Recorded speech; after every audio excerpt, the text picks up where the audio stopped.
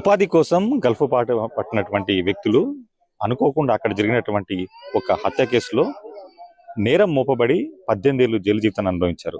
అయితే మరో 6-7 సంవత్సరాలు జైలు జీవితం ఉన్నప్పటికీ కూడా ఇక్కడి స్థానిక నేతల అదేవిధంగా ప్రముఖ నేత కారణంగా కూడా వాళ్ళు ప్రమేయం వల్ల కూడా మళ్ళీ అక్కడ జైలు నుంచి బయటకు వచ్చి తిరిగి స్వదేశానికి చేరుకున్నటువంటి పరిస్థితి మనకి ఇక్కడ సిరిసిల్ల జిల్లాలో ఉంది. సిరిసిల్ల జిల్లాలో పెద్దూరు గ్రామానికి చెందినటువంటి మల్లేశం రవిలు కూడా ఏదైతే ఉపాధి కోసం గల్ఫ్కి వెళ్ళారు, అయితే అక్కడ ఒక వాచ్మెన్ హత్య సంబంధించినటువంటి కేసులో నేరం వీరిపై మోపబడ్డది. సో వీరితో పాటుగా ఉమ్మడి కరీంనగర్ జిల్లాటువంటి మరో 4 కూడా ఇదే కేసులో అక్కడ జైలు జీవితాన్ని అనుభవించారు. అయితే 18 ఏళ్ల పాటు జైల్లో ఉన్నటువంటి వీరి విడుదల కోసం ఇక్కడ అప్పటి మంత్రి ప్రస్తుత సిరిసిల్ల ఎమ్మెల్యే కేటీఆర్ తీవ్ర ప్రయత్నాలు చేయడం జరిగింది. ప్రస్తుతం వాళ్ళు గల్ఫ్ నుంచి ఇక్కడ రావడం, దుబాయ్ నుంచి బయటకు రావడం జరిగింది. ప్రస్తుతం వారి ఇక్కడ చేరడంతో వారి కుటుంబాల్లో ఆనందం నెలకొంది. సో వారి మాటలను తెలుసుకుందాం. అసలు ఈ నేరం వారిపైన ఎందుకు మోపబడ్డది, ఆ తర్వాత జైలు జీవితం అక్కడ ఎలా ఉంది, ఇప్పుడు ఇక్కడికి వచ్చిన తర్వాత వారి ఆనందం ఏంటనే వాళ్ళ మాటలు తెలుసుకుందాం. మీరు చెప్పండి, అసలు ఈ కేసు ఏంటి, అసలు ఆ నేరం మీ మీద ఎందుకు మోపబడింది, అసలు దానికి సంబంధించిన పూర్వపరాలు చెప్పండి. సార్, ఆ సంబంధించిన కేసులు మాకు ఏం సంబంధం లేదు. ఆ కేసు మేము కావాలని వాళ్ళు పాకిస్తాన్ వాళ్ళు మమ్మల్ని పసంద్ చిన్నారు. వాళ్ళు కంపెనీ వీసాలు ఉన్నాయి, కంపెనీ వాళ్ళకి సపోర్ట్ ఇచ్చింది. మాకు కలివెళ్ళి మా దగ్గర ఏం లేదు. మేము కలివెళ్ళి పెట్టి మాకు 10 సంవత్సరాలు ఇచ్చారు. ఫస్ట్ వాళ్ళు లాయర్ని పెట్టుకొని వాళ్ళకు సేమ్ ఇచ్చారు. మాకు 15 సంవత్సరాలు ఎక్స్ట్రా పెంచినారు. అది వేరే గవర్నమెంట్ తరఫున మాకు 20 సంవత్సరాలు సెంటెన్స్ ఇచ్చినారు. మొత్తం 20 సెంటెన్స్ కేటీఆర్ సార్ తరఫున మాకు ఇదంతా తెలిసి KTR sir, Narayana sir, Bhima Reddy, Nagabhushan sir, వీళ్ళందరూ మన ఈ బాలు వీళ్ళందరూ కలిసి మాకు కేసు ముందుకు నడిపించి కేటీఆర్ సార్ ముందుకు వచ్చి మమ్మల్ని తీసుకొచ్చిన ప్రయత్నం చేసి బాగా కోచింగ్ చేసినారు. మా అన్న ఉన్నాడు, బాగా కోచింగ్ చేసి ఎవరు పడితే వారికి ఫోన్ చేసి మాట్లాడు అన్ని చేసింది. మా అన్న బాగా నడిపించింది కేసు. వాళ్ళకి ఎవరు పడితే ఫోన్ ఎప్పుడు పడితే అప్పుడు ఫోన్ చేసుకుంటా మాట్లాడి కేసు నడిపించింది. ఓకే, మీరు చెప్పండి, అప్పుడు ఏదైతే 2006 జరిగినటువంటి సంఘటన, ఆ రోజు నేపాల్ చెందినటువంటి వాచ్మెన్ బహదూర్ హత్య జరిగిందో ఆ రోజు అసలు ఏం జరిగింది, అది మీరు అప్పుడు ఎక్కడ ఉండడం జరిగింది, ఓవరాల్ గా ఆ కేసు సంబంధించినటువంటి ఆ రోజు జరిగినటువంటి సంఘటనకు వివరాలు చెప్పండి. సార్, అక్కడ మేము నైట్ డ్యూటీ చేసినాం సార్. అక్కడ నైట్ డ్యూటీ అంటే పాకిస్తాన్ వాళ్ళు అక్కడ పనిచేసే వాళ్ళు కూడా, మేము కూడా అక్కడ పనిచేసే వాళ్ళమే. అక్కడ నాతూరు నైట్ డ్యూటీ అతనిది కూడా, మాది కూడా నైట్ డ్యూటీ సార్. పాకిస్తాన్లో ఒక సైడ్లో మేము ఒక సైడ్లో అంటే కలిసి మిక్స్ చేస్తాం అక్కడ. ఆ మిక్సర్ వాళ్ళ పాకిస్తాన్ వాళ్ళకి ఏం జరిగిందో మాకు తెలియదు సార్. అప్పుడు మాకు హిందీ రాదు సార్, భాష రాదు, తెలుగు తప్ప మాకు ఏం రాదు అక్కడ. అప్పుడు మనకు పోయింది కొత్తగా మన భాష రాక. అప్పుడు ఆ తర్వాత మాకు గంట సేపు తర్వాత ఇక్కడ మనిషి చనిపోయిందని చెప్పి వేరే పాకిస్తాన్ అని చెప్పిండు. పాకిస్తాన్ మేము చర్యగా తీసుకోలేదు. ఈ మనిషి చచ్చిపోతే మనకేమో అంత మన ఇండియాలాగా ఫీలింగ్ అయిపోయినాం అన్నట్టు, ఇండియాలాగా పోయింది అన్నమాట. మాకు చేసిన వాళ్ళు పట్టుకుంటే చేయని వాళ్ళు ఎందుకు పట్టుకుంటా అని చెప్పి అట్లా మాకు జోడిని అట్లా పోయింది అనమాట. 2 రోజుల తర్వాత ఫోన్ చేసి, మీరు లేబర్ పని చేస్తారా, మీరు కూలి పని చేస్తారా అంటే చేస్తాం సార్, పలానా అడ్డ మీదకి రాని మేము తీసుకుపోతే బండి అంటే అప్పుడు పోతే అక్కడికి తీసుకుపోయి ఫోన్ చేసి పిలిపించి ఫస్ట్ మా తమ్మిని అరెస్ట్ చేశారు. అక్కడ తర్వాత నన్ను అరెస్ట్ చేశారు. అక్కడ తీసి జైలు వేసారు. అందరూ ఒకళ్ళని తర్వాత ఒకరిని 5గురిని పట్టేశారు, 6గురిని పట్టేశారు. వాళ్ళు 6గురిని పట్టేసి అప్పుడు అంత పోలీస్ స్టేషన్లో వేసి, అప్పుడు మీకు మీద మర్డర్ కేసు రుజువు అయింది, ఆ మర్డర్ మీరు చేసిరా, మీరు చేయలేదా సార్, మేము మర్డర్ చేయలేదు సార్, మాకు తెలియదా అని అప్పుడు ట్రాన్స్లేషన్ మనిషిని తెలుగు మనిషిని తీసుకొచ్చి చేశారు. చేసినప్పుడు అతడు అరబ్బీ వస్తుంది, తెలుగు ఆయనకు వాళ్ళకు సపోర్ట్ అన్నమాట. కానీ మేము చెప్పింది ఒక తిరిగి, అతను చెప్పింది ఒక తిరిగి ఉంటుంది అక్కడ ప్రశంసిస్తానికి అన్నమాట. అప్పుడు ఓకే కలాస్ అయిపోయింది మీ కేసు, అప్పుడు మీరు సంతకం పెట్టుండి అని అంటే, సార్ సంతకం పెడితే కేసు రుజువు అయితే అని నాకు తెలుసు. ఆ మెడ మీద చేసి ఫింగర్ ప్రింట్ పెట్టించి అప్పుడు కేసు రుజువు చేసారు వాళ్ళు, ఎఫ్ఐఆర్ పనిచేసారు వాళ్ళు. అప్పుడు సంవత్సరం తర్వాత మాకు కోర్టు పిలిచారు వాళ్ళు. అంటే మీరు జైలు వెళ్ళిన తర్వాత బయటకు వచ్చేటప్పుడు చేసిన ప్రయత్నాలు ఏంటి, ఆ తర్వాత ఎవరి ద్వారా ప్రయత్నాలు చేయడం జరిగింది, ఎలాంటి ప్రయత్నాలు మీరు చేయడం జరిగింది? బయటకు ఇక్కడికి వస్తున్నాయి, ప్రయత్నానికి వస్తున్నాను నేను. అప్పుడు 10 సంవత్సరాలు తర్వాత అప్పీల్ చేసుకుంటే 20 సంవత్సరాలు, గవర్నమెంట్ మళ్ళీ అప్పీల్ చేసి 15 సంవత్సరాలు పెంచింది, 10 సంవత్సరాలు 20 సంవత్సరాలు. అప్పుడు 2013లో అప్పుడు నారాయణ స్వామి, భీమారెడ్డి, బాలు, సిరిసిల్ల నాగభూషణం, అనురాధ, మన జువాడి శ్రీనివాసరావు, కరీంనగర్, వీళ్ళంతా ముందుకు అప్పుడు సహాయం చేసిరు సార్. నాకు వాళ్ళు తర్వాత ఫస్ట్ ఎమ్మెల్యే గెలిచినప్పుడు కేటీఆర్ సారు సిరిసిల్లలో అప్పుడు నాకు న్యూస్ పేపర్లో చూసి చదివి అప్పుడు ఆ సార్ తోటి తెలుసుకున్న. సార్ అయితే తెలంగాణ మనిషే కదా, ఎమ్మెల్యే కదా, మరి ఇక్కడ సాయం చేయకపోవడని అప్పుడు నేను పేపర్లో బాగా చదివిన సార్. అది కేసీఆర్ గురించి బాగా పేపర్లో చదివిన సార్ అని. అప్పుడు సార్ ఇక పేపర్లో వస్తున్నాయి కానీ నాగభూషణ సార్ బాగా వేస్తుంది ఇక్కడ ఈనాడు పేపర్లో. ఆ ఈనాడు పేపర్లో చూసి అప్పుడు కేటీఆర్ సారు 2013 మే నెల 18వ తారీఖు నాడు మా ఫ్యామిలీ పిలిచి నేపాల్కి 15 లక్షల రూపాయలు నష్టపరిహారం కట్టిస్తాను, అలా తీసుకొస్తా బాధిస్తాను చెప్పు సార్. అప్పుడు అక్కడ మాట ఇచ్చింది మా భార్యలకు. అప్పుడు నేను న్యూస్ పేపర్ నాకు డైలీ దొరుకుతుంది అక్కడ న్యూస్ పేపర్ నేను తెప్పించుకుంటాను అనమాట. ఇండియా నుంచి, హైదరాబాద్ నుంచి వస్తారు. ఆ పేపర్ ద్వారా నాకు రిలీజ్ చేస్తుంటే అట్లా నాకు కేసు అన్నది సార్ అయితే ముందుకు వచ్చింది కదా, ఎప్పుడన్నా మాకు తీస్తారని మాకు నమ్మకం మాకు ఉంది అన్నమాట. అప్పుడు 2014లో పడన్ లెటర్ తీసుకొచ్చి 15 లక్షల నేపాలు కేటీఆర్ అక్కడ కట్టి పడని తెచ్చి అనురాధతోటి అక్కడ కోర్టులో సబ్మిట్ చేసిన కోర్టు శిక్ష మాది తగ్గించలే, సేమ్ చేసారు వాళ్ళు. 2 సార్లు చేస్తే 2 సార్లు కొట్టేసారు వాళ్ళు. మళ్ళీ 15 సంవత్సరాలకు నేను అప్లికేషన్ పెట్టుకుంటే అప్పుడు ఫస్ట్ కోర్టు కొట్టేసారు వాళ్ళు. 15, 16, 17, 18 దాకా వాళ్ళు కేసు కొట్టేసిన మీద ఉన్నారు. ఇంకా 18 సంవత్సరాలు అంటే మాది జీవితం ఖరాబ్ అయిపోయింది, మాకేం ఆశ లేదని మేము అనుకుంటే 2022లో మన సిటీబాబు సారు శ్రీనివాస్ సారు అక్కడ దుబాయ్కి వచ్చారు వాళ్ళు. మా ఫ్యామిలీకి పాస్పోర్ట్ తీపిచ్చి వాళ్ళ ఫ్యామిలీ కల్పిస్తాం దుబాయ్ జైల్లో, అక్కడ గవర్నమెంట్ సైట్ కోర్టులో మాట్లాడిపిస్తామని వాళ్ళ సార్లు ఫస్ట్ వచ్చారు అక్కడికి. అక్కడ దుబాయ్ గవర్నమెంట్ పర్మిషన్ ఇవ్వలేదు సార్. అక్కడ మేము కూడా కోచింగ్ చేసిన సార్, మాకు అర్ధగంట సార్, ఒక 5 నిమిషాలు మా ఫ్యామిలీ వస్తుంది, మాకు మా మంత్రి వస్తుంది అక్కడికి, మేము మాట్లాడుకున్నాం సార్ అంటే, లేదు మీరు స్కైప్లో మాట్లాడుకోండి, స్కైప్ మొబైల్ సేమ్ సార్, వాళ్ళు ఇంత దేశం వచ్చినప్పుడు స్కైప్లో ఏం లాభం ఉంటుంది సార్, మాకు ఫైదా లేదు అంటే, లేదు క్యాన్సిల్ చేసి. అప్పుడు మళ్ళీ 2023లో సెప్టెంబర్ 4వ తారీఖు కేటీఆర్ దుబాయ్కి వచ్చింది.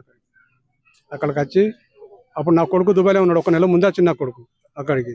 నా గురించి మా నాన్న ఏ విధంగా అక్కడ మాట్లాడి మన ఇండియన్ గవర్నమెంట్ మాట్లాడి ఎంబీఎస్తో మాట్లాడి దాన్ని కోషిష్ చేయాలన్న కొడుకు అక్కడికి వచ్చింది కేటీఆర్ వచ్చిండు.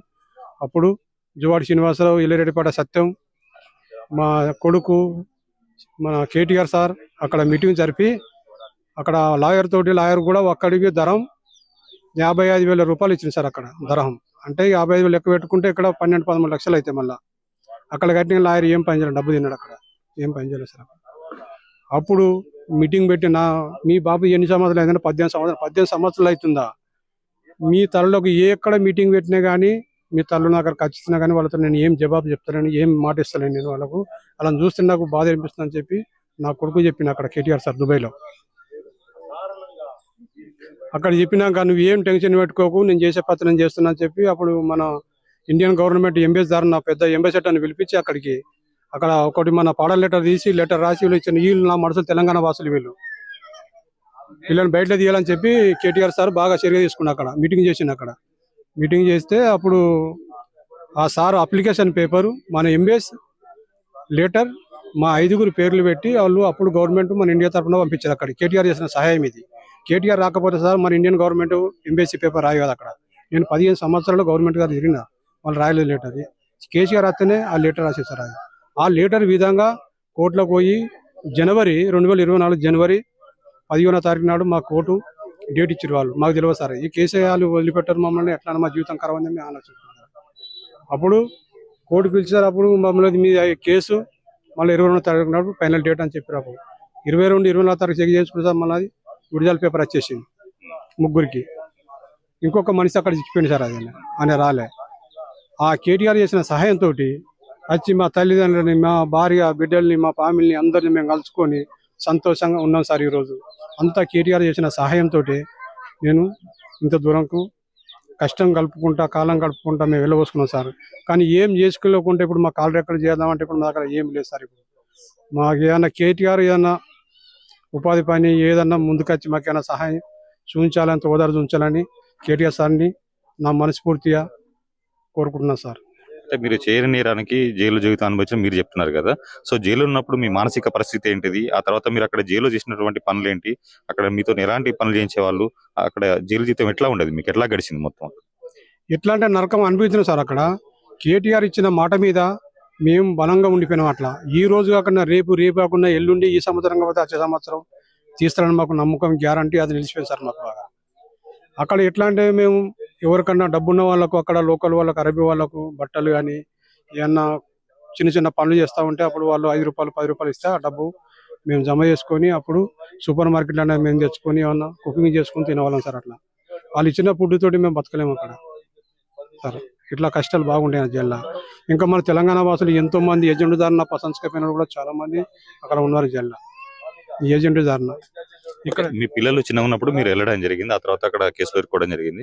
సో ఇక్కడ మీ పిల్లలు గుర్తుకొచ్చినప్పుడు మీ పరిస్థితి అక్కడ ఎట్లా ఉంది? బాగా తక్లీఫ్ అయింది సార్. అక్కడ మాకు ఏం వీళ్ళ గురించి తెలుసుకోక మేము బాగా మా అందరం మేమే కుమిలిపోయినాం. ఏం చెప్పుకోలేక, ఎవరు చెప్పుకోలేక. ఇప్పుడు ఇక్కడ ఫోన్ చేస్తే నెలకోసారి 2 నెలలకోసారి వీళ్ళు బాగున్నాయని చెప్తారు, కానీ ఇలా తక్లీఫ్ మాకు తెలియదు. ఇప్పుడు మేమేం చూడలేము.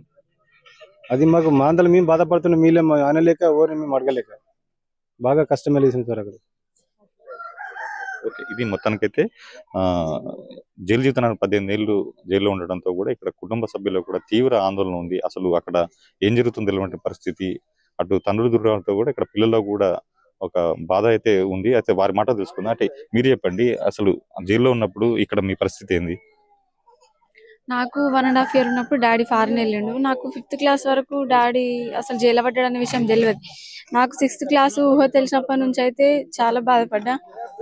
ఇంటర్మీడియట్ సెకండ్ ఇయర్ దాకా చదువుకున్నా. ఇంకా పై చదువులు చదువుకుందామన్నా డాడీ లేడు, అమ్మకు చదివించేంత స్తోమత లేదని అమ్మతోని కూలి పనికి అయినా. ఎక్కడ మీటింగ్లు అయితే అక్కడికి మీటింగ్కి వెళ్ళినా. కానీ కేసీఆర్ సార్ అయితే చాలా హెల్ప్ చేసిండు. కేటీఆర్ సార్కి హార్ట్ఫుల్ గా థ్యాంక్స్ చెప్పాలనుకుంటున్నాను. అంటే అప్పటికి మీరు ఇప్పుడు మీకు ఊహ తెలియదు, తర్వాత ఇప్పుడు మీ తండ్రి గల్ఫ్కి వెళ్ళినప్పుడు, సో ఇప్పుడు చూసిన తర్వాత మీకు ఏం అనిపిస్తుంది? చాలా ఏళ్ళ తర్వాత మీకు వచ్చిన తర్వాత మీ ఆనందం ఎట్లా?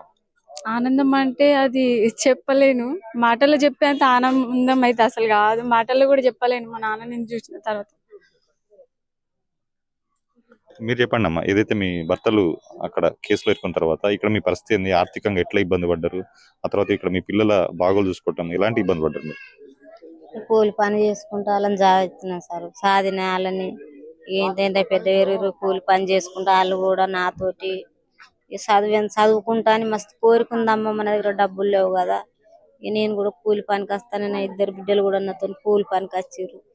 పెరిగిన కొద్ది పెళ్లిలో ఈడికి వచ్చే ఆడపిల్లు ఉంటే ఎట్లా ఉన్నదని అంటే ఏదో ఇక వాళ్ళ నాన్న జైల్లో పడ్డాడు కదా ఎందుకు అని అంటే చేసుకున్నారు సార్. చేసుకున్నందుకు వాళ్ళ జీవితంలో నా భర్త అట్లా జైల్లో వాడు ఇట్లా వాళ్ళ జీవితం అయితే ఎందుకు కాకుండా వాళ్ళ రెక్కల కష్టం మీద చేసుకుంటాడుగా.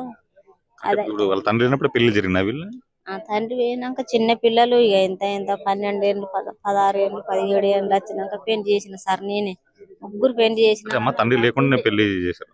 పెళ్లి చేసిన సార్. నేను ఇద్దరికి చేసిన పెళ్లి నేనే చేసిన. వాళ్ళ బాబు అక్కడ జైలు ఉండగానే నేనే చేసిన. ఇక చేసి బాకీ. మీరు చెప్పండి అమ్మా, పెళ్లి సమయంలో మీ తండ్రి లేకుండా మీరు పెళ్లి చేసుకోవడం మీకు ఎంత బాధగా ఉంది? అప్పుడు ఎట్లా ఏం జరిగింది? చాలా బాధాకరం. అందరు తండ్రులు కాళ్ళు కడిగి ఇవి అవి చేస్తారు కదా, మాకేం అడగలేడు కాబట్టి ఏం చేయలేడు కాబట్టి ఇక బాగా ఉంది. ఇక అమ్మని బట్టి మా పరిస్థితిని బట్టి మేము 16-17 ఏళ్ళకే చేసుకున్నాం. ఇక మా డాడీ పెళ్లి జరిగేటప్పుడు డాడీ లేదు, మేము చాలా ఏడ్చాము. కానీ అందరూ తల్లిదండ్రులు కాళ్ళు కడిగి కన్యాదానం చేస్తే అది మేము ముగ్గురం, మా అన్నకు తెలీదు, మా ఇద్దరికి అక్క చెల్లెలకి మాకు కూడా తెలీదు. నాన్న లేని పెళ్లి మాకు చాలా బాధాకరం. కానీ ఇప్పుడు మన డాడీ వచ్చినందుకు చాలా సంతోషంగా ఉంది. కేటీఆర్ దయ వలన మా డాడీని మేము చూడగలిగినాం చాలు. మా పిల్లలు కూడా చాలా హ్యాపీగా ఉన్నారు. థ్యాంక్స్. సో ఇప్పుడు మరి ఫైనల్ గా మీరు ఏం కోరుకుంటున్నారు? సార్ కేటీఆర్ సార్ ఇక మాకు ఏదైనా సాయం చేస్తే మేము ఏదైనా చేసుకొని బతకగలుగుతాం. మా పిల్లలు మేము 18 సంవత్సరాలు మేము ఇప్పుడు ఏం చేయలేని పరిస్థితులు లేము. అది సార్ మాకు ఏదైనా తోదారు చూపిస్తారు, అదే కోరుకుంటున్నాం సార్.